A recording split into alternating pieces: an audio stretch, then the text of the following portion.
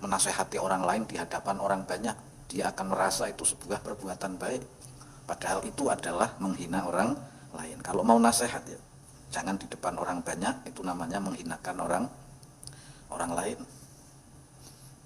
Atau terkadang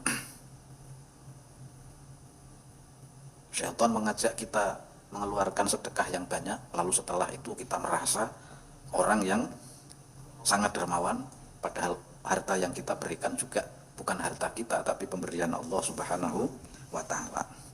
Atau wali ghalabati hawa nafsi alaih, karena terkalahkan oleh hawa nafsu sehingga tertipu. Dia punya ilmu tapi nafsunya mendahului ilmunya sehingga ia tertipu. Paham ya? Ini sebab-sebab orang tertipu dengan dirinya. Kebanyakan ya karena sebab ketidaktahuannya tentang agama, tentang bahayanya amal-amal. Paham ya? Baca Al-Quran ya bagus, afdhalul ibadah qiraatul Quran, tapi ada bahayanya rubba qari'il Quran wal Quranu yal'anu. Banyak orang baca Al-Quran tetapi Al-Quran justru melanat pembacanya. Paham ya? Jadi setiap amal itu punya nilai positif, punya nilai negatif, dan yang dia hanya tahu hanya positifnya saja, sehingga tertipu dengan dirinya sendiri karena kebodohannya di dalam memandang dirinya. Bahkan di dalam maksiat pun ada nilai positif. Ketika orang itu merasa hina, merasa rendah, makanya kata Imam Ahmad bin Athaillah As-Sakandari itu, al-maksiyatu awrasat dhillan waftiqaran khairu minat ta'at awrasat izzan wastikbaran. Orang yang bermaksiat lalu menjadikan dirinya merasa hina, merasa butuh ampunan Allah, merasa dia ini orang yang paling kotor di muka bumi, itu lebih baik daripada ketaatan-ketaatan yang menjadikan ia merasa mulia dan kemudian menyombongkan dirinya. Paham ya? Berarti di dalam amal baik pun ada nilai negatif, terkadang menumbuhkan azan, merasa al-mukarram, merasa yang terhormat, wastikbaron, menumbuhkan ana khairum minhu, saya lebih baik dari dirinya. Nah, ini lidha'fi basirati, karena lemah cara pandangnya. Makanya saya sering heran, kok ada orang bisa menilai kedudukan orang lain padahal dirinya menilai kedudukannya saja tidak bisa. Ente menilai kedudukanmu bisa ora Nas? Sampean iki wong apik apa wong ala nang ngarepe Gusti Allah, bisa ora? Kok bisa kowe memandang nek kae iki wong ala? Kok bisa sampean memandang nek kae iki wong ora apa? Ora apik. Wong awake dhewe pindiwi ora apa? Berarti nggih, niku terkadang kita tertipu dengan cara pandang kita. Makanya bagaimana kita mengetahui kedudukan orang lain di hadapan Allah, sedangkan kita sendiri tidak tahu bagaimana kedudukan kita di hadapan Allah Subhanahu wa ta'ala. Paham nggih? Apakah kita di hadapan Allah diundang ya fasik, ya fajir, wahai pendosa, wahai orang yang durhaka, ataukah kita dipanggil dengan nama-nama yang baik oleh Allah Subhanahu wa ta'ala. Paham nggih? Niku kadang kita tertipu dalam nilai, bukannya qaulun ma'ruf khairum minas shadaqah yatba'uha adza. Terkadang ucapan yang baik itu lebih baik daripada sedekah yang ujung-ujungnya menyakiti. Paham nggih? Dia di luar salah atau benar, misalnya dhewe ngadake udi-udian nggih, kita kan merasa itu sebuah pahala. Padahal kalau dalam sudut pandang Islam itu kan menyakitkan nggih. Membagi zakat, orangnya diberi, artis disuruh datang ke rumahnya. Perintahnya itu membagikan zakat, kamu yang membagikan, bukan orangnya yang datang lalu mau siji-siji. Itu seperti sebuah penghinaan nggih. Ya sugih-sugih tapi caranya coba kuwi. Perintahe wa itauz zakat, tunaikanlah zakat. Gara-gara sapa sugih setiap kelurahan diwe karce 100, kelurahan Medono 100, kelurahan Landung Sari 100, kelurahan Kuripan 100. Wah, akhirnya kepek nang ngarep omahe. Ono sing kedarung mati barang asale kentekan napas kencot-kencot. Dia menyangka itu sebuah apa? Ibadah, padahal itu sebuah penghinaan kepada fuqara wal masakin. Nek pancen sampean ngurmati wong fakir, angel ditiru nggih, sampean datangi rumahnya. Seperti Imam Hasan Ibni Ali, beliau pikul sendiri berasnya, beliau antarkan kepada fuqara wal masakin. Ketika sahabatnya hendak membawakan beras tersebut, beliau menjawab, ini tanggung jawab saya, bukan tanggung jawabmu. Itu contoh. Paham nggih? Sampai zakat ya moro marani mustahik nggih. Banyak orang-orang yang makanya luwih apik ngomong apik daripada sedekah yang ujung-ujungnya menyakitkan. Ini di luar kita tanya, apa ora bisa sih anakmu nyukur nggih, sampean duit wedhe amplop 5.000-an dum-dum ke tangga. karo dilehke nang ambenge ya mesti wegah menes dongeng ora kenonan agama Islam ki dudu ora kenonan, paham nggih? Terkadang wong luwih senenge apa? Rahat. Mene ana sing ya dilalai sampean nglakoni kuwi ya selamat terus nggih. Nah, dilalane ana sing cilaka kecemplung got utawa sampean diusut polisi ditekke kelalaian yang menyebabkan hilangnya nyawa seseorang, titik kasus pura. Apapun yang dipandang agama tidak baik, dipandang oleh hukum pidana pun sebenarnya tidak baik. Apa meneh ketika ngadake cara zakat seperti itu tidak memanggil polisi ya sampean salah. Dalam aturan negara tidak memanggil keamanan nggih untuk mengamankan dari jajaran kepolisian, ana sing kencot-kencot, ana sing mati nggih. Nah, si kaya ini merasa telah memiliki surga, padahal menurut Allah itu adalah penghinaan kepada fuqara wal, paham nggih? Niku orang-orang yang terkadang tertipu itu karena lemahnya pengetahuan. Ibadah haji 7 kali, tapi karena dia tidak tahu caranya haji, merasa telah menjadi haji yang mabrur. Saya itu kalau haji tawafnya pasti dekat dengan Ka'bah. Setiap saya tawaf saya selalu tangannya memegang Ka'bah. Padahal tawaf yang seperti itu tidak sah. Sampai berbunang batu Hijr Ismail nggih, tawafnya tidak sah. Terlalu jauh misalnya, ke tawaf kok di medono nggih ya ora sah. Terlalu dekat ya ora apa. Nah, makanya kuwi terlalu dekat niku terkadang urung tentu apa? Urung tentu apik. Setiap saya tawaf terakhir saya pasti bisa mencium Hajar Aswad, wah tepuk tangan. Mabrur sampean jibat sampean, padahal orang sedang ihram dilarang memakai wewangian. Salah satu hal yang diharamkan nggih, menikah haram walaupun anakmu dhewe nggih, menikahkan atau menikah memakai wewangian, sementara Hajar Aswad sampean weruh mesti wae minyak ora. Nah, ihrame urung rampung tahallul sampean wis ngenyuk Hajar Aswad ya ora sah, tapi ngrasane nglakoni apa ibadah. Dan tetanggane sing jahil-jahil ya padha bae. Nyong sing dadi kiai ngrungokke Pak Muniji kajimu nek kowe ya kudu dibaleni kowe kok melas wis ngetok duit akeh. Hah? Akhirnya ya wis urusane Allah sekedarung. Niki dalam hal apapun ada sisi positif dan negatif. Dalam ketaatan ada sisi bahaya, engkau menumbuhkan aizan wastikbaran. Dalam sisi maksiat yang terpuruk nggih, terkadang engkau menjadikan dzillan waftiqaran, merasa hina, merasa butuh kepada ampunan Allah.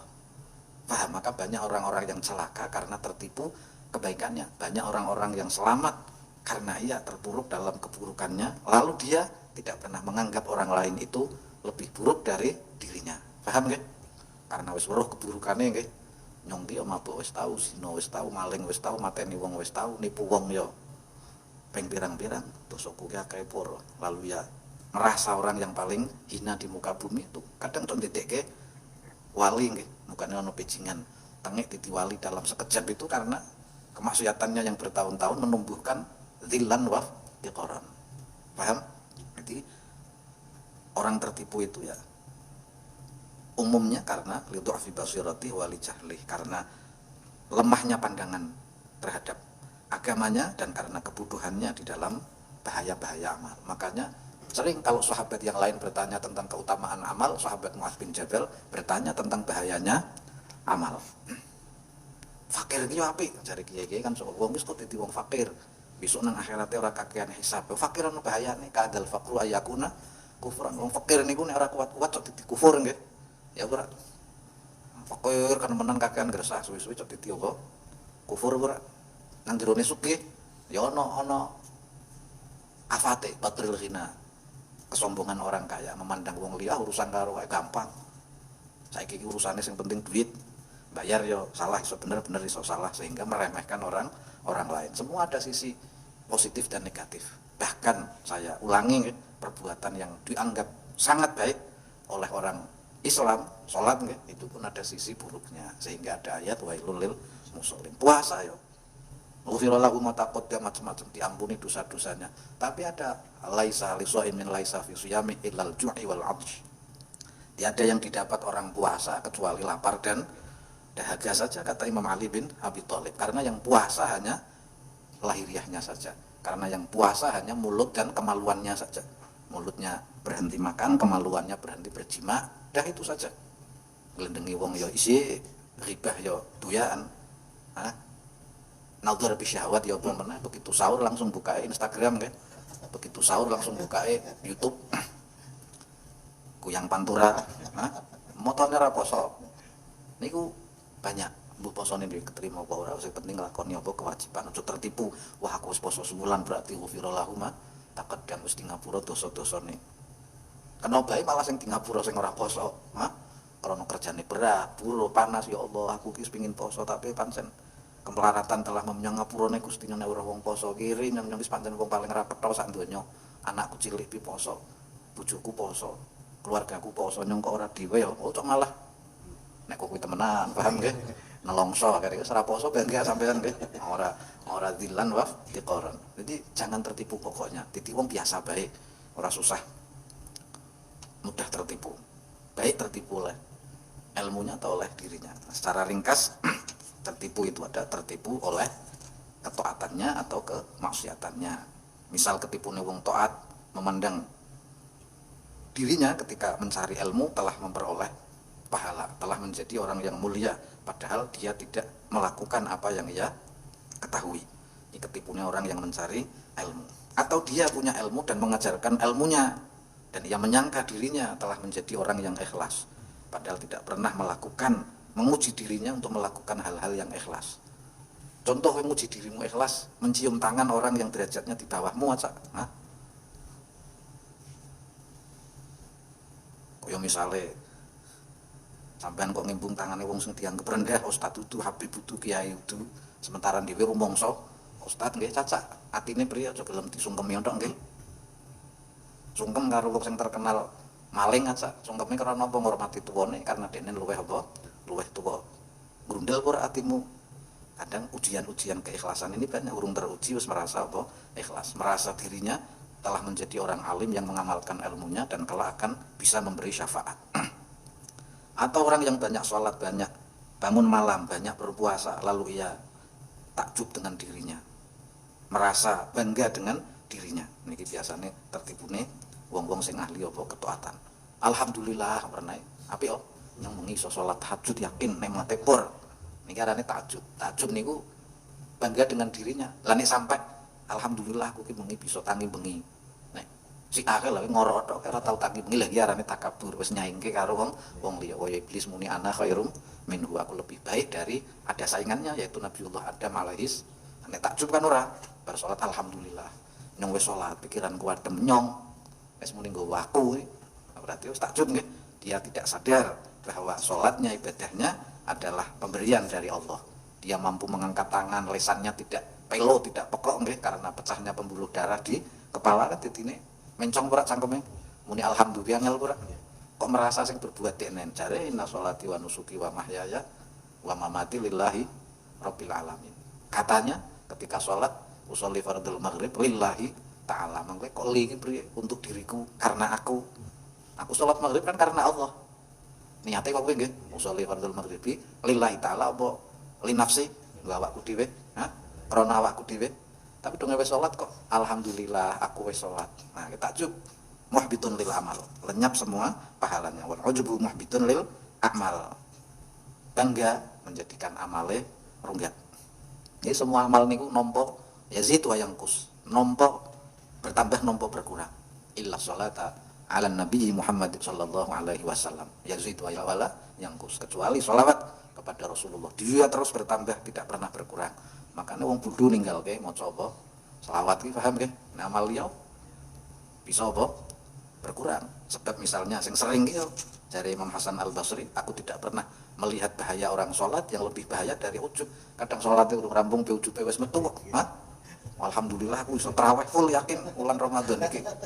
Padahal jare engkau bisa sholat karena Allah, sebab Allah, pertolongannya Allah, engkau diberi sehat wal afiat, sikilmu ora stroke nggih. Nah wis kok aku sholli fardhul maghrib li nafsi, aku sholat maghrib krana diriku.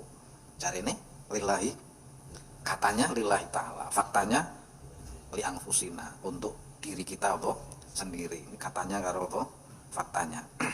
Langsung meduntik langgar alhamdulillah aku kok bisa tarawih ganjarane jamaah lenyap. Game over nggih. Lah kok sampai ngelirik omah sing jejer masjid nek wong ra petho yakin jejer masjid pun juga ana wong tarawih ra isin nyong sing ngaduh jamaah. Takabur tambah meneh nggih. Niku afatul amal, bahayane pira-pira apa amal. Paham tum? Kuwi ketipune wong-wong sing api-api wong sing sae-sae. Wah, nyong tau niku iso zakat 100 juta ora iman-iman aku padahal kuwi duweku iso apa? Fakir miskin. Di setiap hartamu 1.000 rupiah misalnya 2,5% bukan milikmu. Lalu engkau merasa bukannya para sufi memberi kiat ketika kita berzakat itu bukan kita menolong mereka, tapi kita yang ditolong oleh mustahik.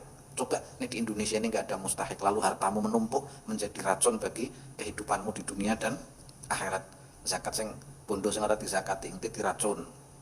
Baik penyakit nang awake sing di tambani angel, rusak pikirane anak-anak itu, ora dadi wong soleh.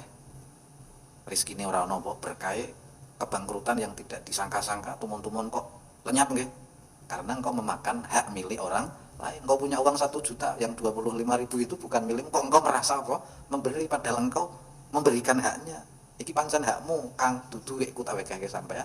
Coba nek wis kaya nang misale nang donya wis ora ana wong gelem nampa zakat, padahal zakat ki wajib ora? Ora ana wong sing gelem nampa zakat sebab wis sugih kabeh. Kalau sampean pusing ora? Lampu itu lebih menderita mana? Ketika kita memberi lalu kita ditolak, atau ketika kita meminta lalu tidak ada yang memberi. Borosane loron di sama belum tahu sugih saya. Paham? Jadi ketika engkau mengeluarkan zakat, engkau merasa ditolong karena ada apa? Mustahik. Bukan engkau merasa menolong fakir dan miskin. Mereka memakan harta mereka sendiri kok. Bukan hartamu. Paham nggih? Ini sebuah contoh. Tapi nek mun dhewe takjub ya, nek dan duit 100 juta tak dum-dum ke fakir miskin tok. Nah, muhbitun lil amal, sehingga tiada guna. Atau tertipu dengan kemaksiatan. Misalnya dia telah bertobat, beristighfar dengan lisannya, padahal dia nggak tahu caranya tobat. Ente wis tobat kok, wis tobat wis mari, nang apa wis tuwa asale. Berarti engkau belum bertobat, tapi karena tua. Ken saiki ente kok wis ora mabuk ke isin aku wis ndek bojo, berarti urung tobat. Tetapi dia merasa telah bertobat, beristighfar, padahal isi liren nggih. Dan dia nggak tahu caranya apa? Tobat, bahwa ia menyangka dirinya telah bertobat dan menyangka Allah telah mengampuni dosanya, padahal dia nggak tahu tata caranya bertobat. Tobat niku ibadah apa dolanan? Ibadah apa permainan? Ibadah pasti ada rukun-rukunnya ora? Nah, makanya gue bar pasal iki pasal tobat nggih. Nanti tapi ana rukun-rukune agar kita paham. Nah apa nak saiki ente wis ora keplek. Orang duit-duit aku tobat aku. Aslinya tuh tobat kowe asale ra duwe apa? Paham? Nang apa mat wis saiki wis ora gaple aku wis wanok wis mulai meninggalkan dunia apa hitam nggih. Ya berarti kowe itu tobat. Tapi karena apa? Walaupun lisanmu sering beristighfar, ngomong tobat 1000 kali nggih. Niku ketipune orang-orang ahli maksiat. Padahal durung tobat. Hanya ngomong tobat tok, aku tobat. Padahal durung apa? Tobat. Paham? Atau orang yang banyak maksiat, orang yang banyak durhaka, lalu ia beralibi dengan takdir. Semua sudah ditentukan Allah. Yang maksiat ki yo ditakdirke Gusti Allah, dan aku tidak mampu menghindari takdir-takdir Allah. Wah, pernah puitis nggih. Padahal sing kondo kuwi menungso apa Gusti Allah. Nek temu Nabil dan wah, kowe kok bicara takdir. Memang kowe Gusti Allah. Maka orang yang suka bicara takdir Pak kuwi kita al-mukarram kuwi berarti krana ridho fil yakin. Krana lemahnya keyakinan, orang akan mencari kambing hitam, tidak berani bertanggung jawab sendiri. Kenapa engkau mencintaiku? Ya karena takdir Tuhan. Wah, wong sing takok mengapa engkau mencintaiku? Itu Tuhan. Kok sampean kan itu Tuhan. Kok menjawab dengan Tuhan ki priye? Kok sampean iso ngerti kehendak Tuhan? Kehendakmu dhewe kurang ngerti. Mukane idza dzukirul qadar fa amsiku. Ketika orang membicarakan tentang takdir-takdir, engkau cukup no comment, kata Imam Haddad nggih. Jadi Sayyidina Ali karena bahas takdir niku lebih pelik daripada Bahrul Amik, daripada lautan yang terdalam. Butuh ilmu sing dalam. Bapak mengerti takdir Allah, kowe kudu duwe ilmu sing lengkap nggih. Yo nahwu, yo sharaf, yo mantek, yo balaghah, syariate kuat nggih. Baru nyong pirawani yo. Nang apa omahmu kebanjiran kira niku takdir Gusti Allah niku nyong kono kok iso ngerti temen.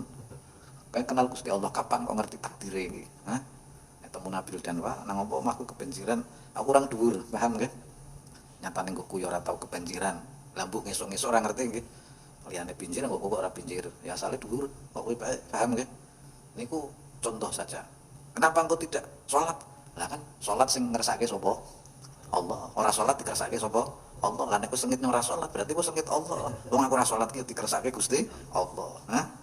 mubtadi kuwi wong sing seneng ngarang-ngarang dalam agama kuwi dipisui karo Kanjeng Nabi wong kok kuwi.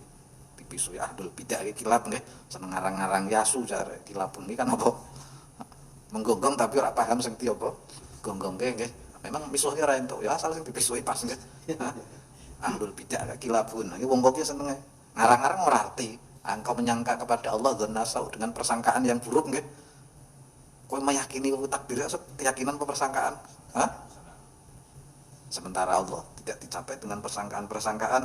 Wa hadza ghururun 'adzim, inilah tipu daya yang besar nggih. Jadi ana wong cerita takdir iki nang jaba kan katok por nggih. Pikir melarat lah dikarang wis takdire. Niku lidu afil yakin. Wong ora duwe keyakinan yang benar nggih. Donge berhasil lah di koyo tak iklan koyo nang Instagram, tak menet nyung timbang aku. Setahun sebulan bangkrut 1 juta, seko aku bayar wong tukang longgoni komputer 1 juta. Tapi nyempati 10 juta sehingga tidak ada pembeli-pembeli yang terlewatkan khusus menjaga apa komputer. Akhirnya yang sukses lah dong gagal beliau tahu sak kabeh wong terdiri kok kan boleh meneh. Hah? Ki wong tidak punya apa akhirnya mengkambing hitamkan takdir Allah. Sing sering kula krungu ya nek ana wong mati iki sabar di oh sekarang wis takdire mati kon boleh meneh. Hah? Sabar oh sekarang wis takdire mati. Paham? Mukane pangandani wong iki kudu padha bayana ilmune. Bahkan nang ilmu psikologi jangan engkau menasehati wong sing wonge iki urung open atau terbuka karo ente. Ketika kowe muni sabar mah to. Wonge urung klik karo kowe, tok jengkel, sabar ndasmu ora ngrasake kowe apa. Aku ngomong apik sih kok jengkel ki piye ya biasa le. Sing ngomong ki ora dipikir kene sik seseken sabar-sabar apa. Luwih apik iki nek pernah wong iki bangsane model. Luwih apik mau cukup kewetan ngomong mek aja sesekan bekane yo. Luwih apik kok kowe paham nggih? Itu lebih mengena timbang qala Allah taala ambang tu bil qadar khairihi. Kowe kudu iman karo takdir apa aja malah apa. Paham? Bukan ana kilingan ana lagu Iwan Fals. Ini bukan takdir Tuhan jare Pak tanpa mas tenggelam kae. Ya karena sing dituku kapal bekas. Tuku tik Jerman, tiga orang Indonesia dicat cari kapal apik ya. Kapal tanpa mas kelingan pura. Donggo kurang penumpang ring tengah laut nang Jakarta kobong buel. Aku rasa ini bukan takdir Tuhan nggih. Ya ana bener ae. Masalah itu Tuhan kok pemerintahnya karena ini semua takdir Tuhan. Kapal tanpa mas telah terbakar. Dari balik meja dia mengucapkan berbelasungkawa. Hah? Niku nang ilmu agama apa maneh kok dikaitkan dengan kemaksiatanmu seolah-olah Allah ini menyukai menghendaki kemaksiatanmu. Nah apa mat kowe kok tenggeng kowe salat dikersake sapa Kang? Allah. Yang maksiat ditakdir Allah ora ditakdir mat bahkan saurunge nyong kenal AO, saurunge nyong kenal minuman keras, saurunge aku lahir nyong wis ditakdir jam semene dina iki bakal ngombe apa? Pernah itu ora? Hah? Kilabun kowe. Hah? Bangsa apa? Kalep nggih. Kalep ini bahasa Jawa ya kulit imitasi, tapi nek bahasa Arab kalep iki Jawane ASU nggih. Hah? Ngomong tapi apa? Bukan kowe saya kira usah gaya-gaya ngomong takdir Nas. Nek karo wong liya Pak ora nek karo sakira aja. Engko takdir. Kowe anas apa Gusti Allah nglilir. Eling aja tertipu. Tertipu ora? Wong kowe anas kon jawabe nganggo Gusti Allah. Paham ya? Niki ghururun azim. Walais min ahli sunnah dan ini bukan keyakinan ahli sunnah wal jamaah, tapi akeh wong ahli sunnah kok ora. Nang ora poso dikersake Allah aku bareng. Paham ora? Nek temune kok kuwi Pak padha bae Pak pukul nang saya tak wiru mesti gelem ora. Gaya-gaya ma'rifat billah, gaya-gaya tarekat wis kelas hakikat nggih. Tarekat bi ghairi syariah, tarekat orang nganggo syariat nggih. Pokoknya setinggi apapun makommu, setinggi apapun kewalianmu tetap kudu nganggo klambi apa? Syariat. Seputih apapun kulitmu, semulus apapun kulitmu, tetap kon berbaju ora. Hah? Kowe Pak foto model kulite kinclong, lawer mencolok. Melarak pokoknya selakune wudu sik diarani artis apa komedian. Hah? Nang dalan. Syariat iki kan kelambi, semulus apapun kowe, setinggi apapun makomatmu nggih. Jadi kowe kudu tinggo. Gaya syariat wis ora penting nang nyong. Poso iki kan wong urung ngerti pangeran. Nek wis ngerti poso ditakdir pangeran. Ora poso ya ditakdir apa? Pangeran. Nek sampean tega, sampean cukup banyu wedhe nang ember grujuke wonge. Pak jengkel aku ngrujuk kowe dikersake sapa? Hah? Dikersake Allah. Tangi kok jengkel, samplok botok apa? Blocor ki, kowe ora kena jengkel. Nyamplok botok dikersake sapa? Dikersake Allah. Kowe kesamplok botok ditakdir sapa? Ribut ora didine. Gampang jawabane temune nyong nggih. Kuwi nek tega walaupun kuwi rapi kok. Nek wis lapor polisi, no lapor polisi kan dikersake Gusti Allah. Ya kok lapore Gusti Allah, aja lapor polisi. Hah? Gampang ora jawabe? Nah, wong sithik-sithik takdir kok kuwi cukup nek kowe wedi cukup karet dicepretke bathuke cepret kok Pak jengkel nggih. Nyong jepret kowe takdir sapa? Hah? Takdir Allah. Mukane ora kena jengkel, padha kaya sampean ngandani aku, weruh nyong ora poso mangan ngedeng, nyong ora kena jengkel karo kowe kan. Asale kowe ditakdir karo sapa? Gusti Allah. Ya padha. Sampean kira kena jengkel gara-gara tak cepret apa? Karet, nyong nyepret karet ki ditakdir apa? Ditakdir Gusti Allah. Gampang ora hujahi utawa hujahi alibine jawab wong sing seneng takdir. Paham? Atau dia amaniyal maghfirah. Atau dia mengharapkan ampunan Allah, tetapi ia hanya berharap tidak pernah berbuat. Maka orang yang berharap tetapi tidak bergerak untuk berbuat, maka harapannya hanya sia-sia belaka. Barang siapa berharap lalu mengejar harapannya, maka itulah harapan yang sesungguhnya. Paham ya? Ngarep-ngarep ampunan Allah, tetapi dia tetap di dalam apa? Kemaksiatan. Nyong pan maksiat ge atine dalil innallaha ghafurur rahim. Biasa ora kowe Mas, bar maksiat ya Allah. Jenengan mesti ngapura, jenengan mau pengapura nggih. Kuwi arane amanil maghfirah. Berangan-angan, berandai-andai lumut nggih dengan ampunan Allah. Terus menghibur diri kok kowe. Maksiat, saka iki ngapusi sithik wong innallaha ghafurur rahim. Atau dia beralibi dengan kekuasaan Allah, beralibi dengan kemahakayaan Allah. Kenapa engkau tidak maksiat? Hanya maksiat orang merugikan Allah sih. Kowe taat ya orang menguntungkan Allah. Wong innallaha ghaniyun 'anil alamin. Dalil nggih. Iki sing aran kalamu haqqin uridul batil. Ucapan benar, logis nggih, tetapi tujuannya tidak benar. Kadang logika benar, secara akal benar, burung tentu itu sebuah apa? Kebenaran nggih. Secara akal apa? Benar, tetapi belum tentu kuwi apa? Kuwi bener. Kuwi contone. Secara akal benar. Ketika kita taat, Allah tidak merasa diuntungkan. Ketika kita maksiat, Allah tidak merasa dirugikan. Aslinya hampir sama dengan orang yang beralibi dengan takdir. Wong sing sugih ke Allah, sing ora butuh ke Allah, kok sing jawab sampean. Memang sampean ki apa? Ya Allah memang tidak butuh istighfarmu, Allah tidak diuntungkan dengan ketaatan puasamu, tapi kan yang butuh itu kan dirimu. Yang manfaat itu dirimu sendiri. Wantasumu berpuasalah, karena itu lebih baik untuk dirimu apa untuk Allah? Khairul lakum apa khairul lillah? Ya, lebih baik untuk dirimu. Jika engkau apa? Tahu. Banyak contoh-contoh ucapan yang logis nggih, tetapi ternyata ucapan itu tidak apa? Tidak logis. Lagi ucapan benar tapi karepe ora apa? Ora bener. Ya bener Gusti Allah sugih, bener ora? Gusti Allah apa arane tidak butuh amal kita nggih.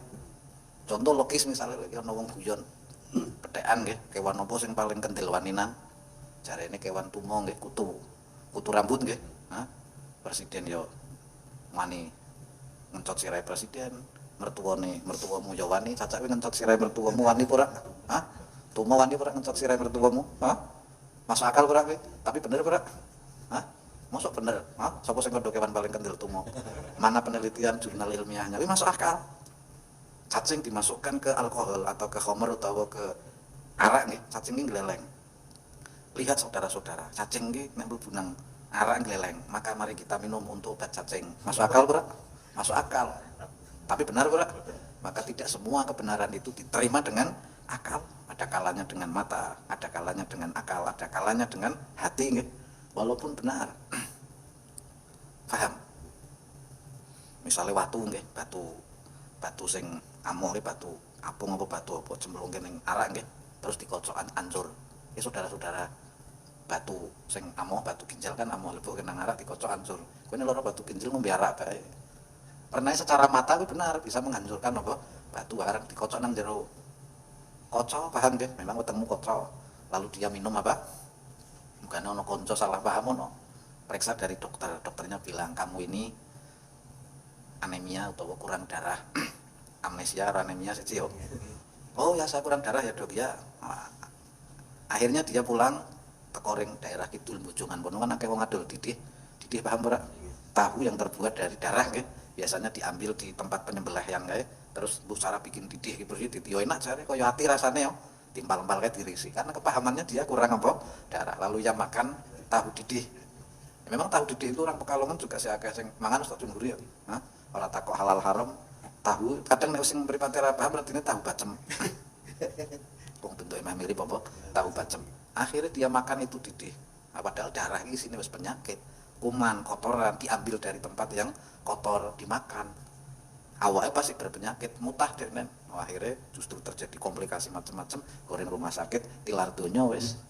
Hanya menggunakan akal tanpa pengetahuan. Oh kurang darah, timbang transfusi darah nang saka mangan apa? Darah. Ono kok kowe, mukane aja cocok kowe masuk akal kowe nang lakoni. Apa do? Wong kondo. Allah Maha Kaya, tidak butuh kita. Ucapannya bener.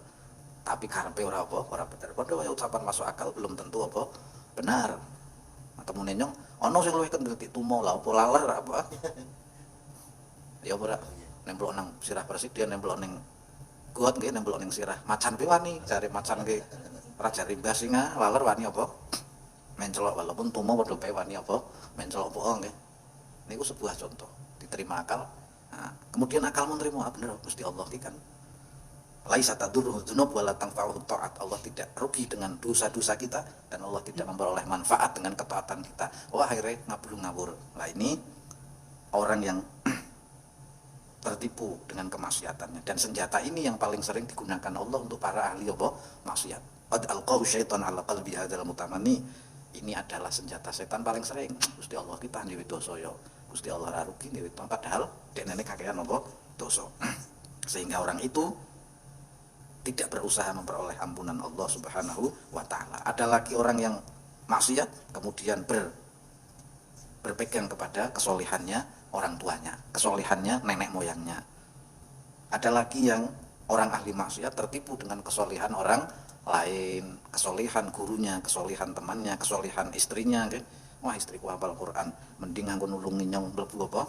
Swarga misalnya, tetapi ia tidak mengamalkan apa yang diperintahkan oleh Allah maupun baginda Nabi Sallallahu Alaihi Wasallam.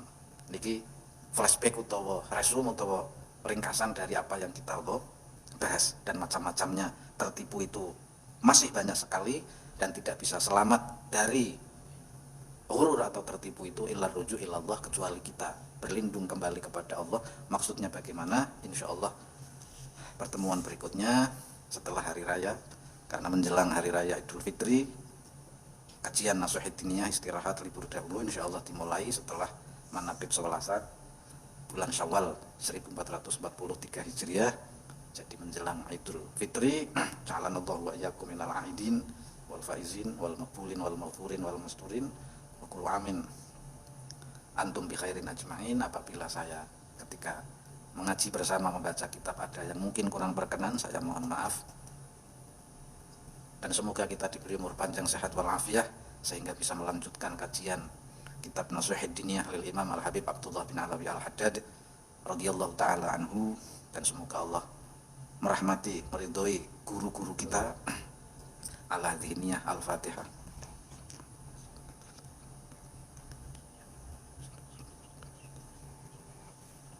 Amin. Demikian pengumuman, wallahu a'lamu bishawab.